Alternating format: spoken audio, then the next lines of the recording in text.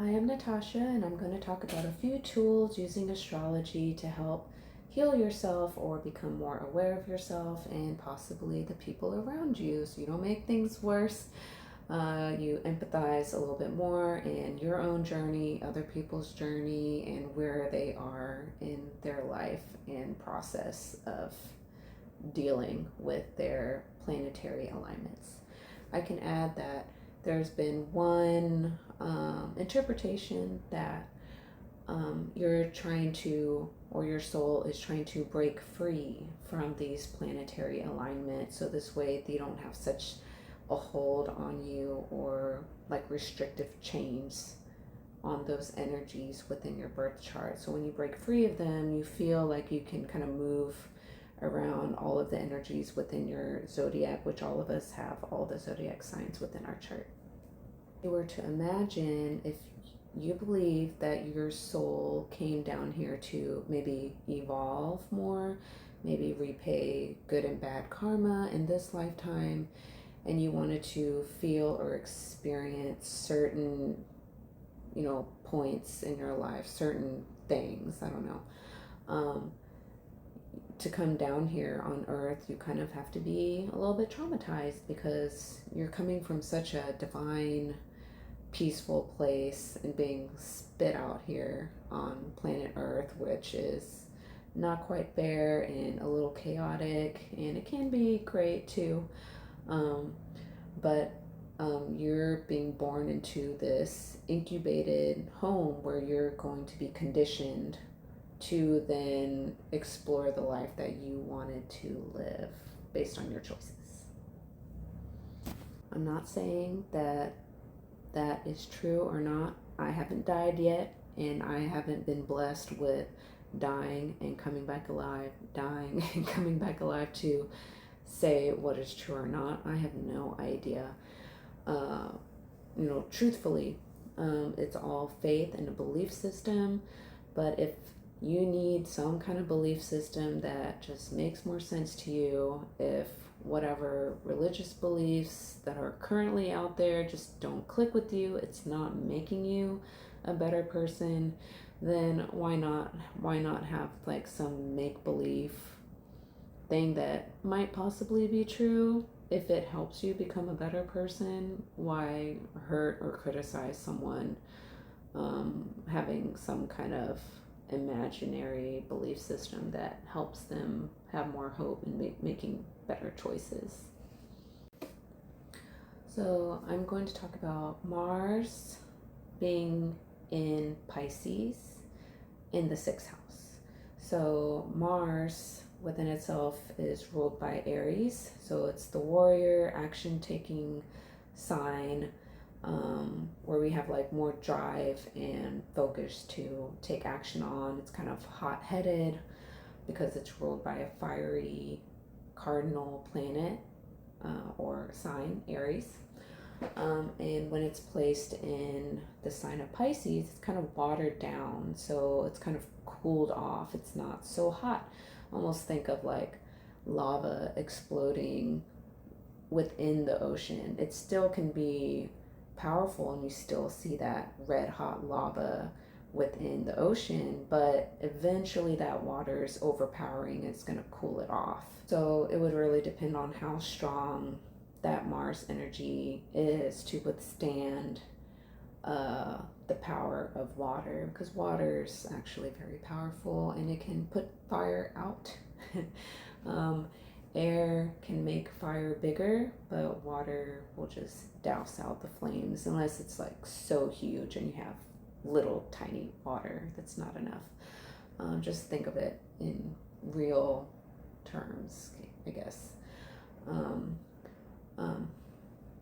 So Pisces energy is almost like a martyr, self-sacrificing, dreamy, illusion, delusion, creativity, artistry.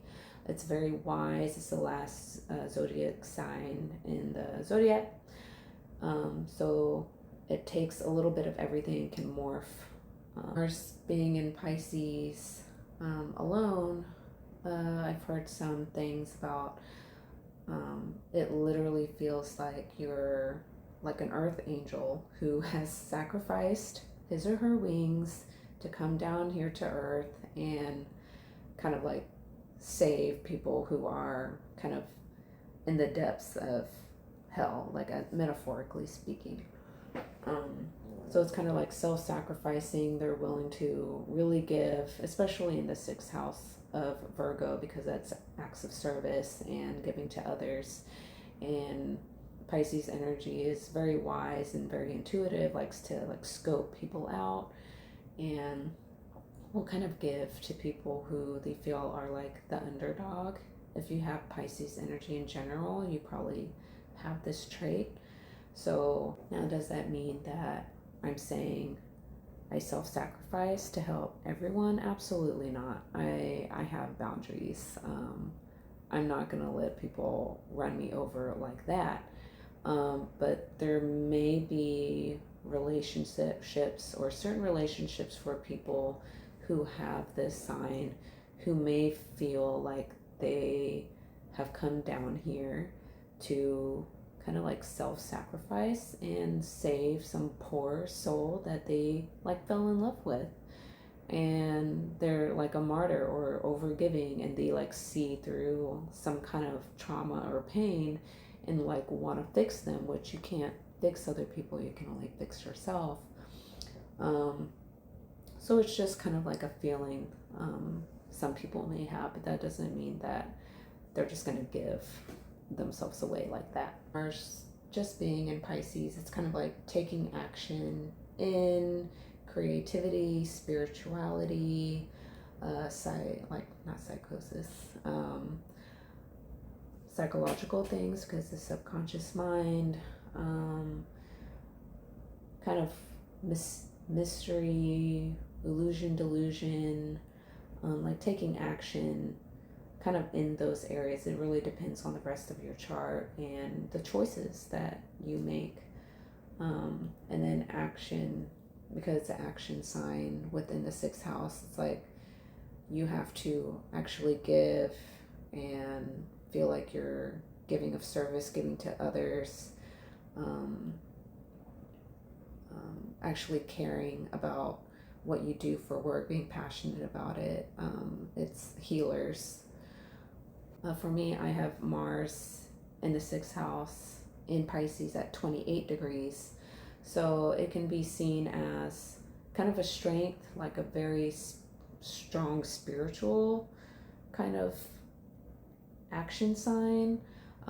People can even interpret this as like a weak point, because it's almost like a blind spot. Like people may see you as weak because Pisces energy might be very delusional,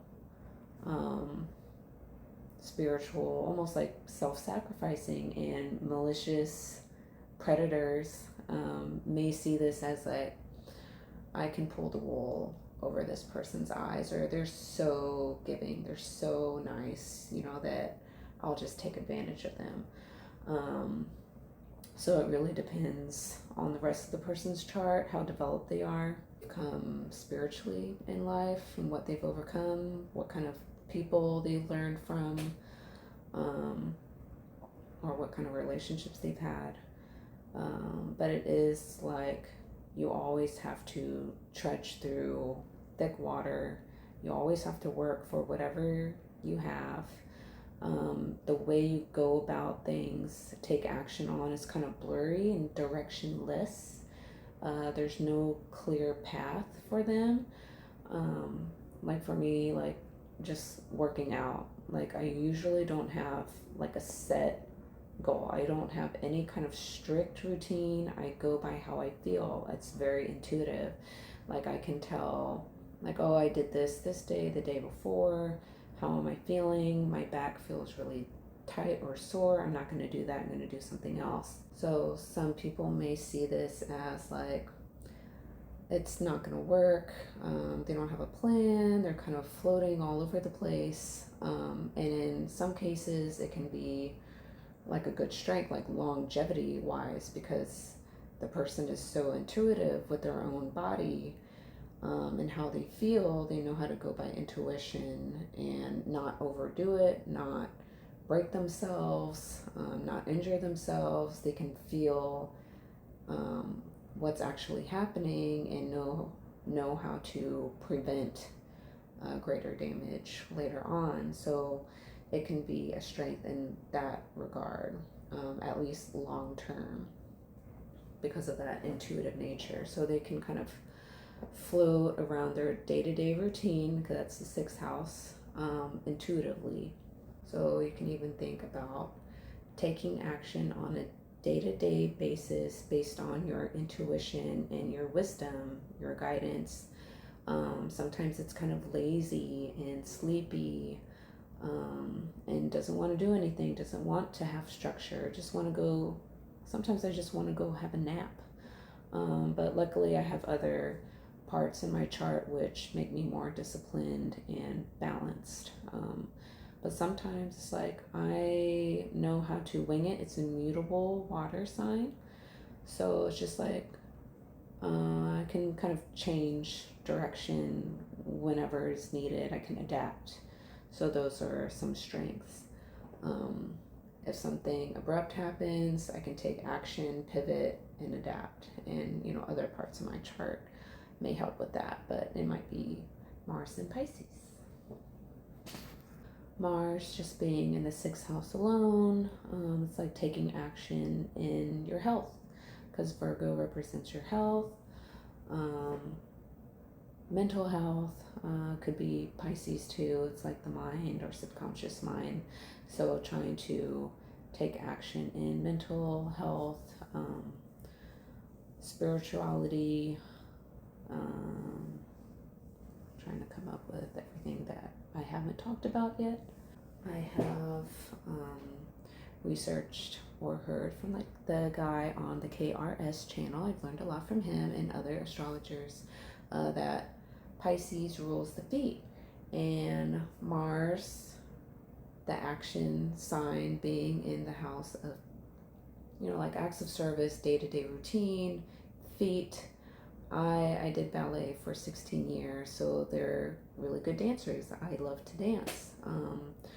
Really good with artistry, musicality, intuitiveness, going with the flow, moving your body, because it's like being intuitive, one with your body. You're not kind of like coexisting from your mind, and your body is separate from yourself. So Mars and Pisces people can be really good with their body. They're very intuitive.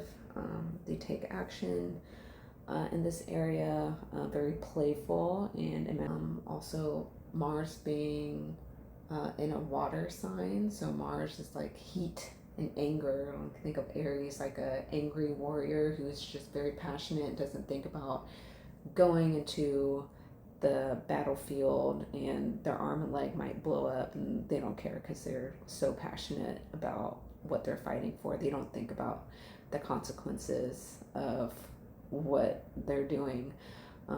So Mars being in Pisces, they get watered down, so it's actually really hard to make them really angry.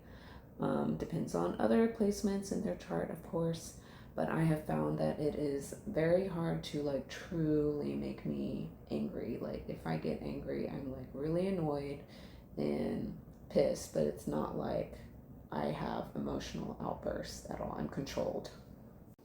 So that part is probably true about Mars and Pisces people are really hard to truly get angry. And if you make one of those people angry, then you really did something bad and unjust and unfair, because Pisces is like the wise old great grandpa or grandma, and they'll just look at you like you're some dumb little kid or whatever, who's immature and doesn't know what they're doing, because it's a very wise, mature sign. And when they're angry, it's almost like the stewy eye glare, like, why are you so stupid? Why are you so annoying and like a rambunctious, annoying child when you're an adult, or whoever. And if you try to purposely annoy a Mars in Pisces just to see if they get mad, and you're not like a truly devoted loved one or like their child or something like that where they will tolerate, you know, the bullshit, be prepared for them to just leave and walk away, because why would any intelligent person want to choose to keep going towards someone who's making their life like a living hell or making their life worse? Like, why would you keep going at it? Like, just leave. That would be the wise thing to do. Just go away. Have peace all by yourself. You're like, why? Really? Why? Like, why? Why are people so immature? So that is what I can come up with for right now on my analysis of Mars in Pisces and the 6th house of Virgo.